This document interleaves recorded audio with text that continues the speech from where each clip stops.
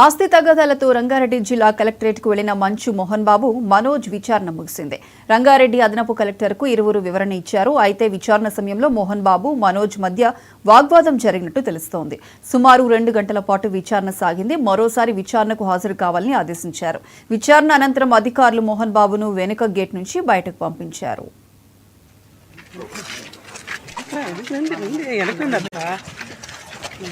ట్రైన్లో